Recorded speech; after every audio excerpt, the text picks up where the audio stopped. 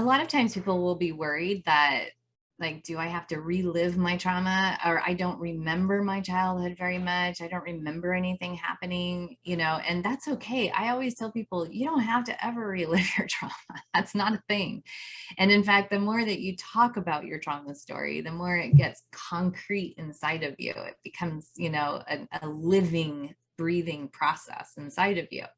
So that's why I always say talk therapy doesn't really work, because you don't want to be doing that, right? You don't want to keep repeating your story of trauma. So what you do is you can start at the beginning, or you can start, I teach a tracking process where I say you track your unresolved trauma from the hurt study that I conducted in 2013. And you can take the behavior in your adulthood that's not serving you. Welcome to the PEMF Effect, where breakthrough science helps take control of your health. I'm Dr. Pawluk, and I'm here to guide you in tapping into the power of PEMF therapy for recovery, vitality, and total body wellness. From overcoming chronic pain, optimizing brain health, boosting energy, and aging with strength, this podcast is your path to cutting-edge solutions for lifelong well-being. If you're ready to move beyond symptom management and tap into your body's natural healing ability, you're in the right place. Let's dive in. Today's episode was previously recorded on the Pain Solutions Summit that I hosted. Hi, hello, Dr. Keesha. This is such a major honor to be doing your interview and speaking to you. How are you today? I'm good. Thank you for having me. It's always such an honor to be invited.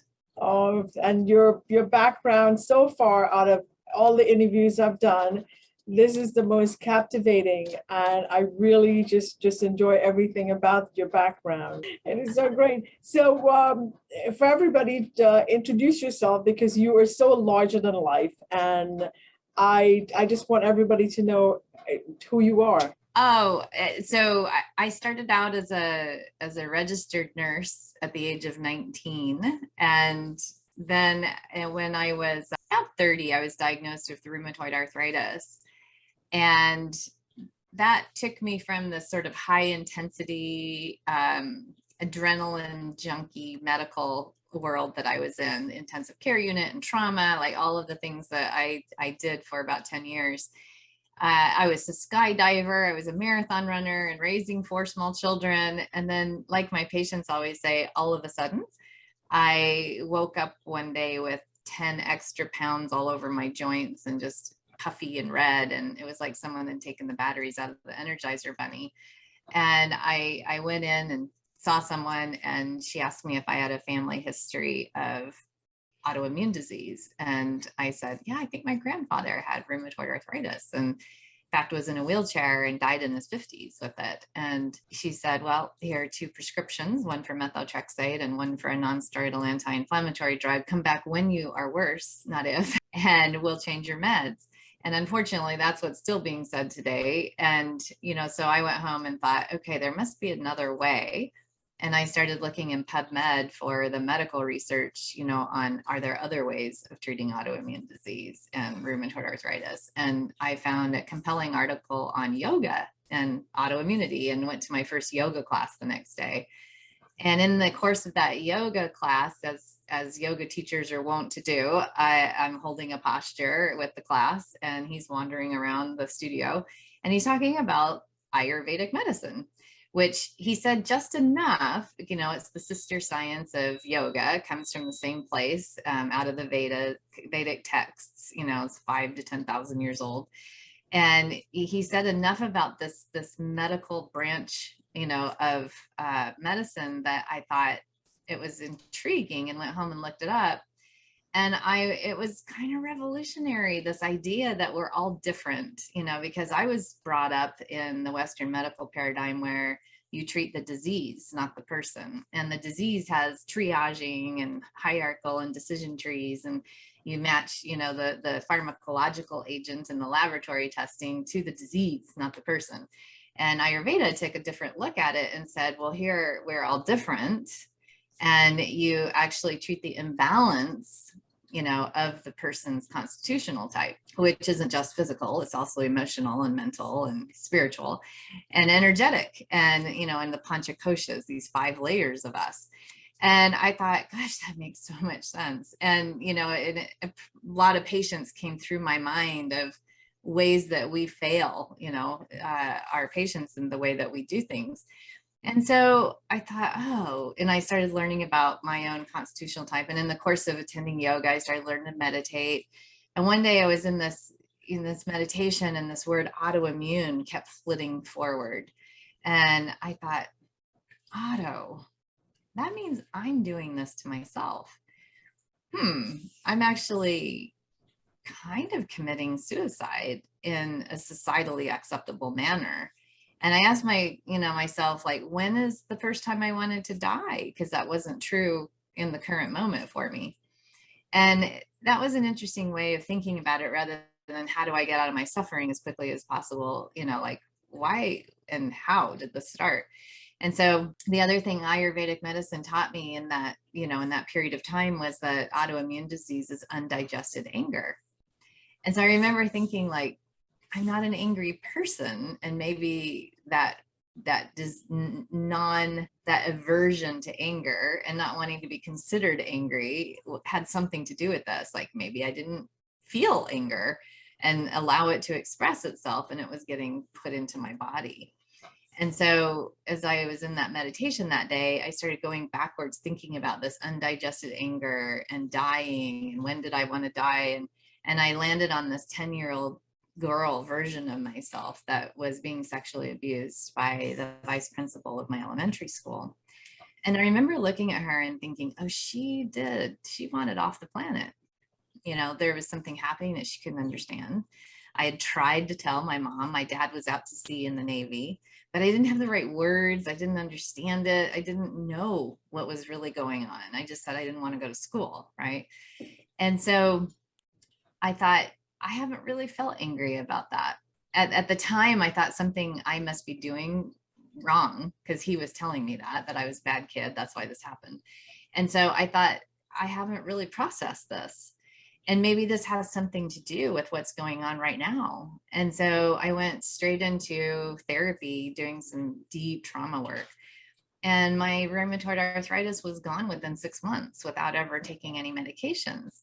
And so that took me back to school. So I became a nurse practitioner, family practice medicine, specialized in integrative medicine. I had been out of school and had a private practice for about 3 months when a patient came in and had gastroesophageal reflux disease. And of course, the American Medical Association standard of care is to give them a proton pump inhibitor, and I thought, and as I started scratching the surface and asking him questions, I started realizing he had some deep underlying anxiety.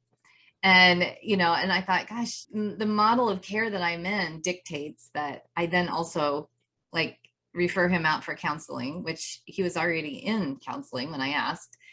And, the next step would be to put him on a medication to manage his anxiety and to give him a drug, that has a whole bunch of side effects and isn't really going to take care of the problem that's at the base of this. And so I went back to school and I became a therapist, and I'm now certified in 5 different modalities of trauma, undoing trauma, the effects of trauma, psychotherapy, as well as a certified MDMA-assisted psychotherapy practitioner. And then I also got a master's degree in Ayurveda and board certified in functional medicine. I kind of think about functional medicine as Ayurveda in English a little bit. And have this integrative, medical practice that really, you cannot separate the mind from the body, from the heart, from the spirit, or from your energy system. And so it integrates all of that and looks at the person that has the imbalance rather than the disease process. I still get, even though I've written Solving the Autoimmune Puzzle and its companion cookbook, and I say in there, and I do these Facebook Live videos every Wednesday, and I say, I don't treat the disease, right? I still get every week questions. What's the right diet for psoriasis? What would you tell me to eat for my MS? It's like, we are so steeped in that way of thinking that there's a modality for the disease that everybody should follow. Like, here's the super nutrient, you know, or so we even bring like our natural medical modalities into the Western way of thinking. And so that's why I practice integrative medicine. It's like, let's get to the human that has the imbalance in the context of the environment that they live in. Right, right. Oh, and I got a PhD in sexology along the way too. That was very exciting for me when I read that. That was very exciting. Wow, what a journey! What an absolutely incredible journey that you have, and to be able to identify all of this trauma. And I guess you would say that everybody has trauma. Yeah. Right.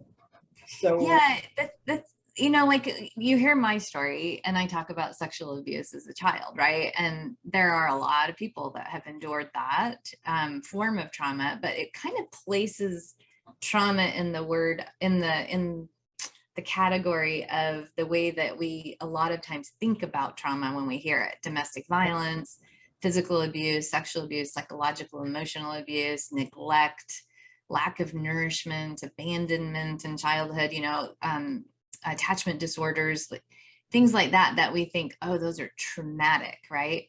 Those are, you could think of as capital T traumas, and they are absolutely, there's no question, right? This has a very high risk of causing post-traumatic stress disorder, of having a shrinkage in the front part of the brain called the prefrontal cortex, and a growth in the volume of the limbic system, particularly the right side of the amygdala.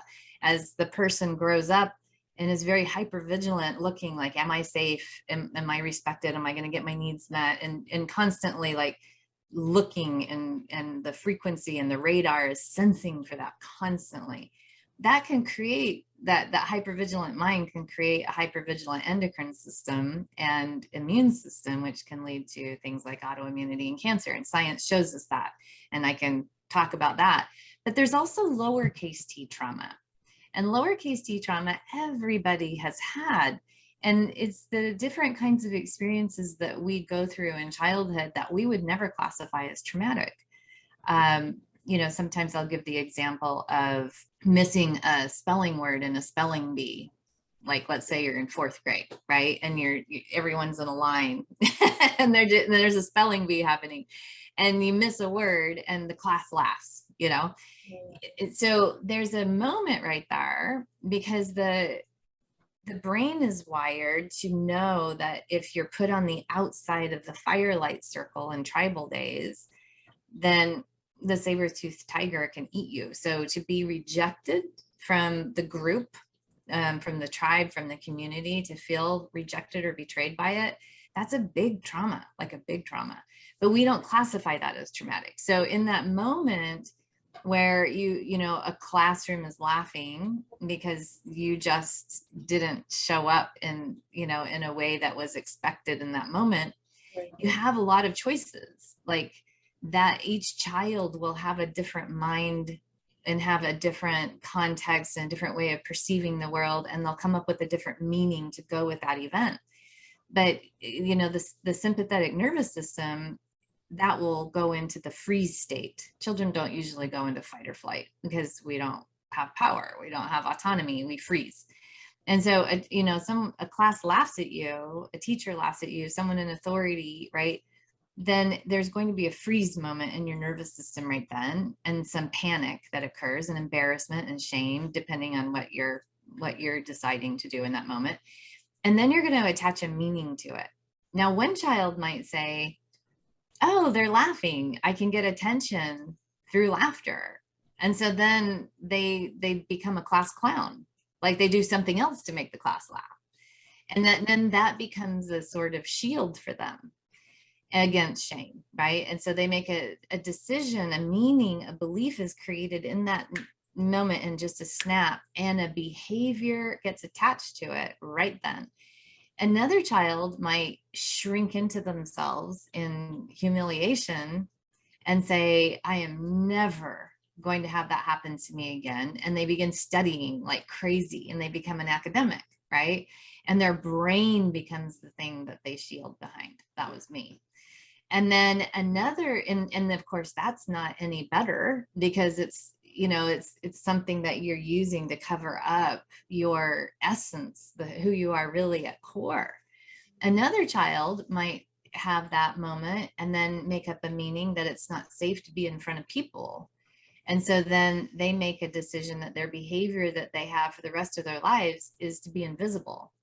And they don't talk and they're shy and they begin to stutter, right? So these are all ways that we have that are choices in childhood to events that we can't understand what just happened. And there's not a well-attached, grounded, well-attuned caregiver with us 24/7 to help us navigate those moments. And there are literally thousands of them as we're growing up. And so those are not called trauma in the literature or by a therapist, right? But they are traumatic. Those moments are very traumatic. They don't ever talk about like if parents get divorced and then a child, the stereotype, right? A child is sitting on the front porch with his baseball hat on and his baseball glove and dad never shows up. That doesn't get listed on the list of traumas, but it's very traumatic for a child who's going to make up a meaning right then and put a behavior to it. And so each of these, that get ingrained into our bodies and into our nervous systems, they create a button that then can be pushed over and over and over again in adulthood. So adulthood becomes the time where we get to gain the wisdom of our childhood trauma.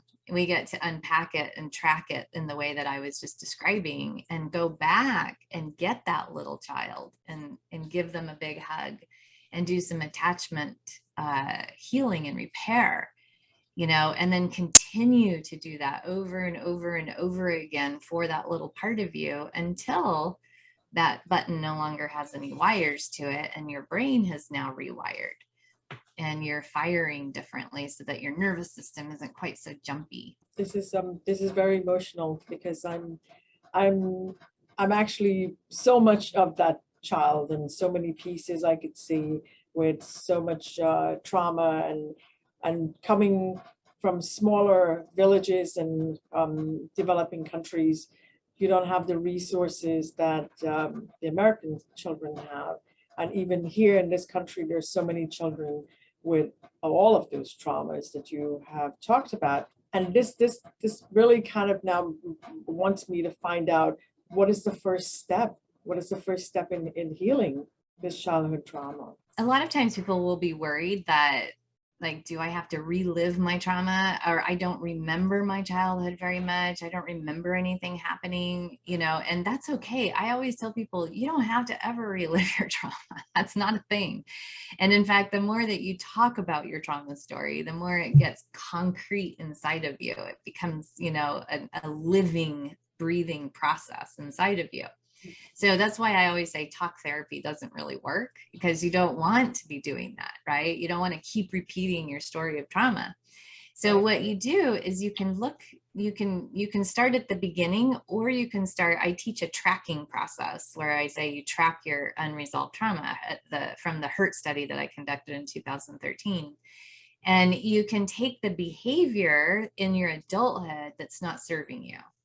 An example of this is one time I had a woman come to me with Hashimoto's thyroiditis, and she wanted to reverse her autoimmune disease. And I always call trauma the missing piece of the autoimmune puzzle, that that's the part that hasn't gotten addressed, that people are taking a lot of supplements and they're using a lot of like vagus nerve stimulators and devices, and they're learning how to tap, and they know that trauma has some point there, but they're undoing the effect of their dysregulation rather than getting it at the core so that they don't flare anymore, right?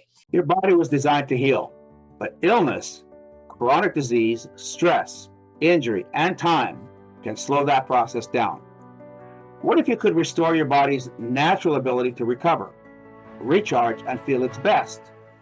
The key to healing is giving your body the energy to repair itself. PEMF therapy does exactly that. Recharging your cells, improving circulation, reducing inflammation, and helping you function at your best. For decades, I've studied this technology, worked with hundreds of medical professionals, and helped thousands of people reduce pain, regain energy, and take control of their health. However, not all PEMF devices are created equal. No one size fits all. We offer personalized consultations so you can find the right device for your needs, backed by real science and trusted results.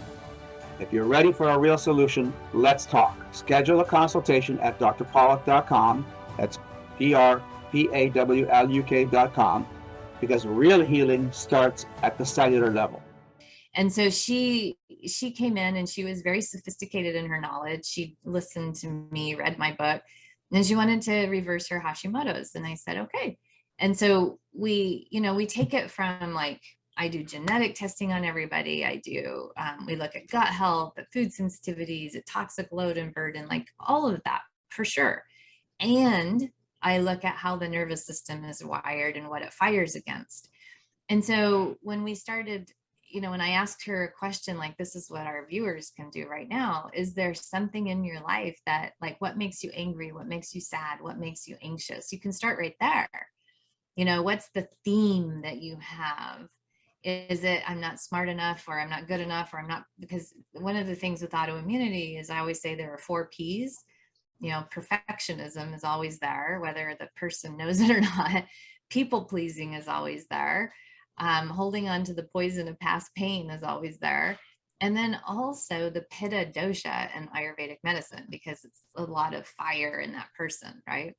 And so there's going to be some reactivity in a Pitta person. And so usually, and Pitta people have a very sharp intelligence. And so usually if I say, is there a behavior that's bothering you, that triggers you, that gets other people upset with you, or that you find that you're reacting against yourself? And, sometimes it's not being able to follow a diet, so self-sabotaging behaviors. Hers was shopping. And she said, I really have a hard time. Like I soothe myself through shopping. And I go into deep credit card debt, and it's out of control right now. And it causes me so much stress. And so we went into her story, and, I asked her to go back to the last time that she'd gone shopping. And, we went through this whole process that I do. And it turns out that the root of it, the age where that started, was she was a 7-year-old little girl, and it was her birthday. And she got hand-me-down clothes from her older sisters that her mother gave her for her birthday. And she made up a meaning right there that she wasn't worthy or had enough status in the family to warrant new clothes, because she was the third of 3 girls. And so, and the clothes were perfectly good in her mother's eyes, so they should just be passed down. But it was her birthday, and she thought she should have gotten something special. And so her belief system was, I'm not special because my mom doesn't spend money on me and only spends it on my older sisters. And so the hand-me-down clothes were a big trauma for her, big trauma. And so what the decision that she made was that she would spend every penny she had on making sure she felt special. And so she, once we healed that, then she was able to have more management of like her funds and not get into so much trouble. And she didn't constantly go into the triggering of, I'm not important enough, I'm not special. And so then her nervous system wasn't in that space all the time. And sure enough, within about 6 months, her Hashimoto's was gone. Wow, that is such an incredible story.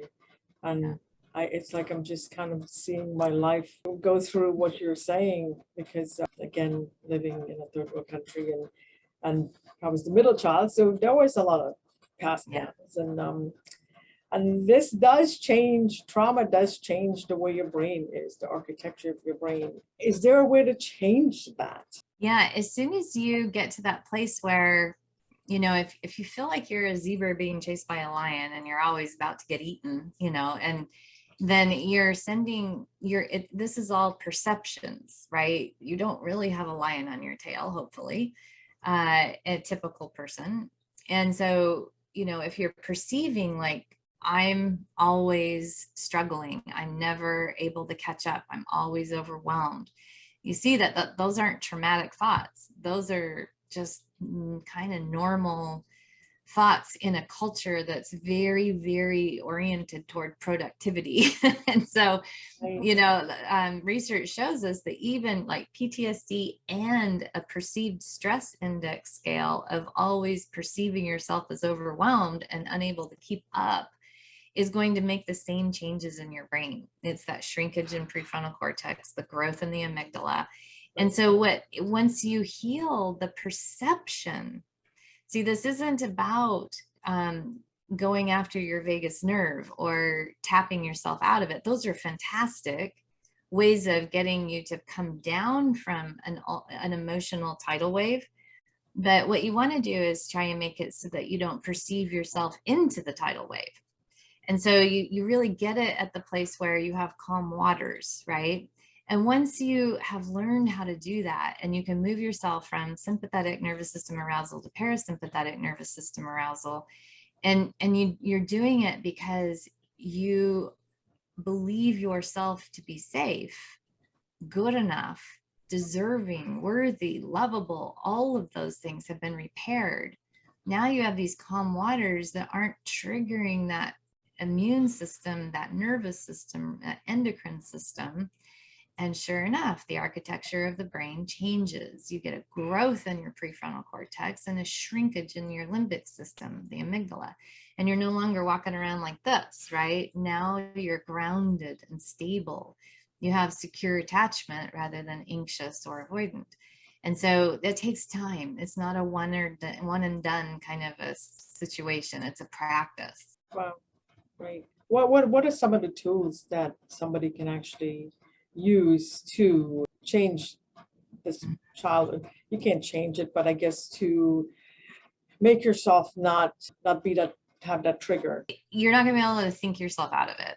Like the same brain that made up the meanings in early life, you can't put that same brain in charge of changing it, right? Because that brain is the one that has the thought, And so you have to have I always say it's borrowing a brain. So somebody that's skilled at being able to track patterns and track hurt. And, that's the thing is you have to be able to have somebody that can do that isn't just going to say, how are you feeling?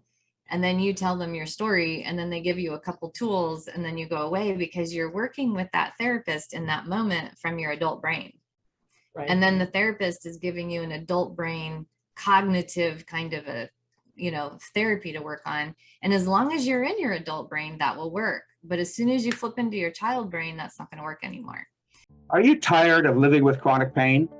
Medication only masks the symptoms, but real healing starts at the cellular level. I'm Dr. William Pawluk, the leading expert on PEMF therapy. Pulsed electromagnetic field therapy is a science-backed, drug-free solution that helps reduce pain, speed up recovery, and improve overall health, right from the comfort of your home. Take advantage of an exclusive 10% discount on drpawluk.com PEMF systems. Visit drpawluk.com, that's drpawluk.com, to register and claim your savings. This limited time offer is available only to registered listeners. Don't miss your chance to experience the benefits. Terms and conditions do apply. Don't just manage pain, transform your health. Visit drpawluk.com today and let's get started on your healing journey together. And so I take people where they are. So I use plant medicine with people because it gets that logical left brain to power down for a while. Remember the imagination of the right side of the brain. We can imagine ourselves into catastrophic situations, right? We can imagine ourselves to be unsafe, imagine ourselves to be all kinds of things. And so you can train the brain to actually imagine itself into safety and, to be able to notice the places that there's a space for gratitude and appreciation. And you can actually, really create pathways that are super highways toward that instead of having your super highways be toward trauma patterns. So you're making the trauma patterns be a little bit more like deer tracks in the forest. They're there, but they're not as traveled. And you can make your superhighway with lots of lights, and you know the speed can go really fast towards the other side, right? And so plant medicine's really good for that. And so I work with that in group settings and with couples and individuals. And then I also do several different modalities, and I just pick the one that's right for the person at the time. So a good sort of first step, there's a really nice little practice that I like to do. Excuse me, my puppy is barking. So one of the things that a practice that I love to have people do is for 24 hours, just and then continue it after 24 hours. But for 24 hours, really start noticing the context and the quality of your speech. So one of the things that we don't realize is we have a subconscious and an unconscious monologue that goes on in the mind all the time. And it's really good to develop what in meditation practices you call the observer's mind, you know, and you have compassionate curiosity for your inner experience of self-inquiry. And so you just start with just observing like the quality of your communication to yourself and about everything that you're experiencing in life. And there's a nice way that you can really take this and make it really land for you is you take a handful or a little bag of dark pebbles that you gather and another little handful or bag of white pebbles or light pebbles that you gather.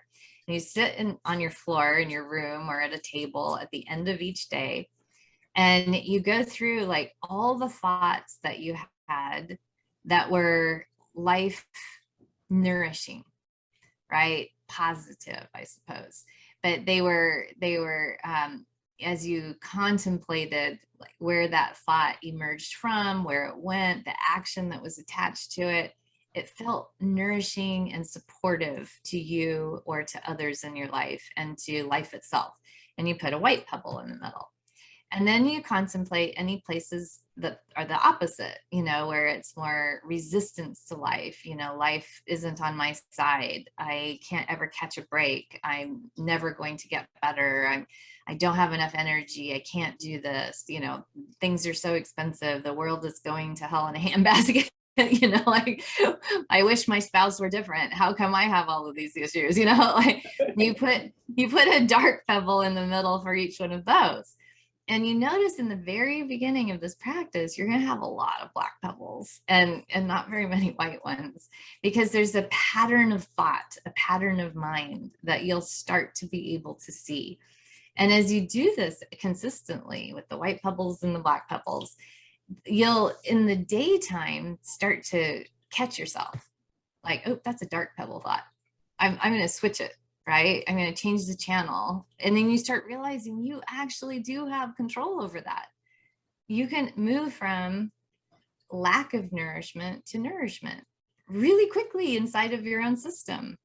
And you know, if you're having a thought about, I wish my spouse weren't like that, then you could switch and go, oh, and then you could think about something positive about your spouse that you can feel grateful for and appreciate. And I guarantee there is something. And you can also do the same about your own body. You know, if you say, oh, I can't believe how much weight I've gained, or I can't believe that what's happening here? Where's my hormones? Oh my gosh. Oh my eyes, you know, and whatever it is, you know, oh, I am bloated. I look like I'm 8 months pregnant. You know, you can switch it immediately to, oh my gosh, I mean, I have teeth I can brush every morning, and every day when I get up, my eyes open and I can see this amazingly beautiful world. And I have a voice that I can communicate, and I can communicate love to those I love. And I can be in this present moment with gratitude and appreciation for all that is. White pebble, white pebble, white pebble, white pebble, right?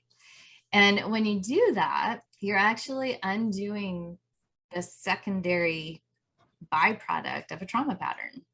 You're rearranging how you carry all of your life experience with you. And you can notice it like in your face, you know, if you have a downturned mouth and there's a lot of, you know, so like my shoulders kind of slope forward. Every yoga teacher, when I became a yoga teacher, my yoga instructors were always like, we need to get that back, and it's from trauma in my childhood of protecting my heart. And I work with it, but I don't like pay attention and judge it and get upset by it. I just go, oh, there's compassion there for the protection of the heart in that little one, and then move forward, right? Instead of feeling frustrated by it or whatever else, so it's kind of the serenity prayer comes forward with knowing what you can control and what you can't, and knowing the wisdom, having the wisdom to know the difference. So you start to learn to know that the only control you really have in life is over your own thought process. And the white pebble, dark pebble thing is a really nice way. And you can take that bag of black pebbles that show up in the middle. And that's a great way to start with a therapist. Like I'm noticing I have this automatic negative thought that I ruminate on. And when I conducted the Healing Unresolved Trauma study, what came from that was the hurt model. And what I said is there's this initial trauma pattern that will happen in your nervous system with your meanings and your beliefs and your feelings that are locked in your body, just kind of what we already talked about. But then there's on the model a bifurcation from the initial hurt circle to a choice in adulthood, where you can go to this side of the model, and it's a trauma looping pattern that I call maladaptive memory processing looping, where you do it just how you've always done it. So you have the automatic negative thought, you have the feeling come up, panic, anxiety, anger, resentment, frustration, whatever it is, sadness. And there's going to be an automatic negative thought that's deeply ingrained now at this point, if you're an adult, and some rumination that happens where you keep cycling on it. Research says that all of our thoughts, 94% of them every day are recycled. 94%. Wow. We don't have new thought really very often because we're so into these loops, right, that are ruminating all the time. And what happens is over time that leads to disease because you keep activating your nervous system into the zebra being chased by a lion. And that's not a sustainable way for your body to be able to age appropriately. So then you get an opportunity to go to the right on the model, which in the middle of it, it says a willingness to self-confront. It's a point in life where you go, every time I'm unhappy or something's going wrong in my life, I'm there. maybe I have something to do with this. And maybe it isn't all of like God or other people or, or my experiences, my traumas. And so now you have an opportunity to shift that, and you get into freedom from your automatic negative thought looping. And we call that adaptive memory processing. That's called post-traumatic growth. It's where you get some wisdom from the trauma that you've been through. So childhood is the place where we have the events. Adulthood is the place where we can take those events and mine them into gems of wisdom, pearls of wisdom. And you don't do that automatically. You have to have a willingness to self-confront, to engage in that compassionate curiosity, and to get out of the place of blaming and shaming and saying, I didn't have enough, or, whatever it was. It's like, oh, okay. And so that's where I start with people. It's interesting how childhood trauma can really just kind of take the stage as you go on in life and probably change not just who you have become, but as you go through life, the choices that you make. And it's interesting because as children, we look at our parents, or we look at our surroundings, and that's all we know.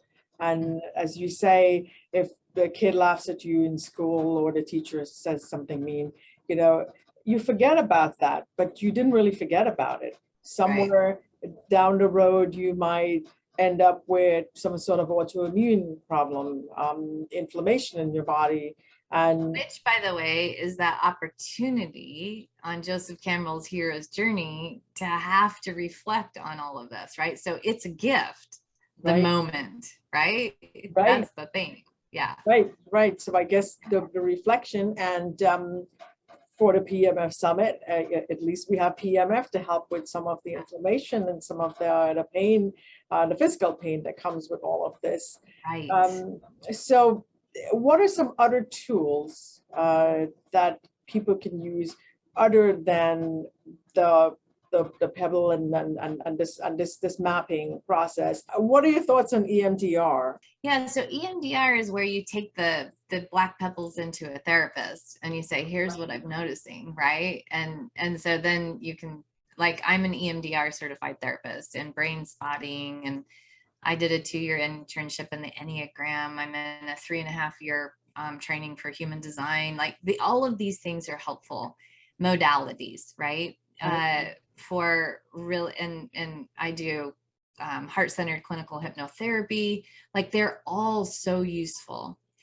The thing that I think people get a little confused about is, and I do a lot of speaking from stages to doctors, teaching them the impact of trauma on the endocrine system.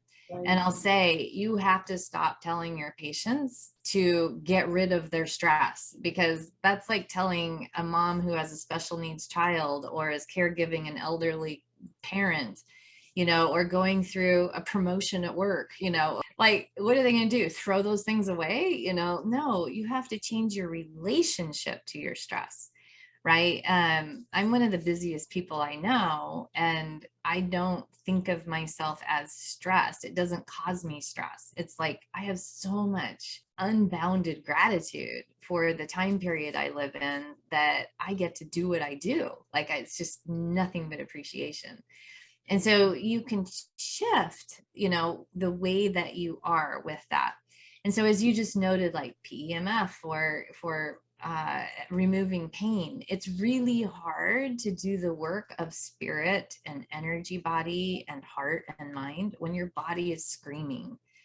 And so, right. And so what I always teach my health coach certification students, I run the Academy for Integrative Medicine Health Coach Certification Program. I tell my students, like, if your client's adrenals and hormones and gut microbiome are imbalanced, then no amount of therapy is actually going to stick. So EMDR won't really work over a long period of time if the physical structure, right? If there's over like a 10 out of 10 pain, it's hard for them to go in and do the things that I was just talking about. And then by the same token, you can't keep chasing the endocrine system imbalances and fixing them if you're not addressing the reasons they're going off in the first place. So it's like, you have to do that integration process, right? And so the tools like devices and things like that are so important for being able, and like tapping, all of those things. Like I said, when I was talking about the tidal wave of being swamped, they help you get out of from underneath the tidal wave of being swamped by emotional pain, physical pain, mental pain, spiritual pain. And then you can do the work of cutting the wire that's causing it, right? Right. Yeah. Right. So I guess there's not a one size fits all. There's not. It's gonna, like, that just isn't. I guess people would really have to reach out to and be comfortable with a therapist, because you can't open yourself if you don't really feel this comfort from. Well, the other thing that I talk about on stages to lay people is, I've heard probably at this point thousands of times from people, therapy doesn't work for me, or I've already worked on that in therapy for years. I've worked on that. I'm good, right? And yet they're in front of me with a raging autoimmune illness, and so I know that they're not done. In fact, I can say that at the age of 57, I've done years of therapy, and I will never be done, because there's layers and layers and layers and layers, right? And so what I always tell people is, like, if you walk into a store, a shoe store, and you're looking for purple boots, And, you know, you have something in your mind that you want, like these purple boots, and you find some purple boots, you try them on and you go, oh, these are so cute. And you walk down the hall a little bit and you look at them in the mirror, and then you say, gosh, you know, they kind of pinch. I don't think I would last very long in these purple boots. They're so cute, but they're not going to work for me. And you put them back on the shelf, and then you leave your shoes on the floor because you say to yourself, shoes don't work for me. And you never wear them again, right? That's the same thing. Like, you can't go to therapy and have a really rotten therapist or someone that doesn't align with you. Right. Or, right? Because I think a lot of times people have this like magic fairy godmother image in their head that they just have to drop themselves into a chair in a therapist's office. And it's like, I'm here now, you fix me. And that is not how it works. No, that's at all. The movies. That is only in the movies where Yeah. Yeah, it's not in real Does not life. work that way. So You're walking in and saying, I am here to learn to take responsibility right. for the way that I think and feel and behave in this world. And I'm here to try and see if you're good at tracking my patterns and helping me to undo all of it, right? But it's definitely, I'm doing the work, not you. And so, you know, as a client, that's what you need to be saying to yourself, like, I'm here to do my work. And the therapist is there to help coach you and guide you, you know. And I use another metaphor often where I'll say, like, on basketball team, the coach doesn't get out and do the free throws, you know, the free throws. Right. They teach you the method, and then you go practice if you're going to be a good player. So they're never out on the court, never, right? Right. The work is the work that you have to do, and I've done therapy, and I've gotten to a really good place. But I sent my husband to therapy, and his first therapist was just awful for him, and he was coming home just worse off and just angry every day, and all these childhood trauma. And I said, you know, listen, you don't have to stay. I said, you're not being forced to relive this stuff and then be angry with somebody who's not helping you to process this stuff. So he did very well with EMDR. And I'm actually very nervous to go do it because I feel like I've put a good handle and a good cover on where I am. And I don't know if I necessarily want to open all of this, but I come from a family of 5 children, the middle child, and my sister, who is the oldest, she has Hashimoto's, she's got autoimmune stuff, but she refused to get therapy. My sister has said that therapy is for people who have given up. And coming, that's interesting. And coming from the mindset of when I was growing up, only crazy people went to therapy. And now I say, you're crazy if you don't go to therapy. So it's like this. Well, all therapy modalities are not the same, and not all therapists are the same. And what you're looking for, you know, I think shopping for a therapist is as important as shopping for a spouse, you know, like you really want to find the right fit, and you want somebody that is not your buddy. And you actually do want to feel kind of crappy in the beginning. It's normal to feel some anger and some sadness as you start noticing, like, oh, I had no idea this was running me so badly, you know.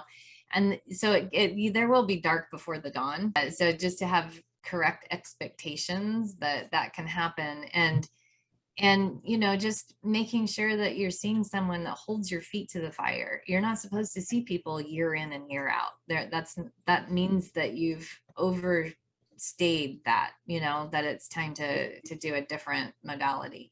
And so, or with a different person. You really want to be someone that's going to stretch you almost to the point where you can't do it. Like that means that you're getting what you need, right?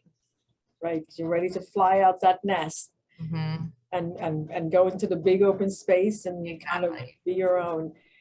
This was definitely eye-opening and heart-opening for me, and I really appreciate having this moment with you, really.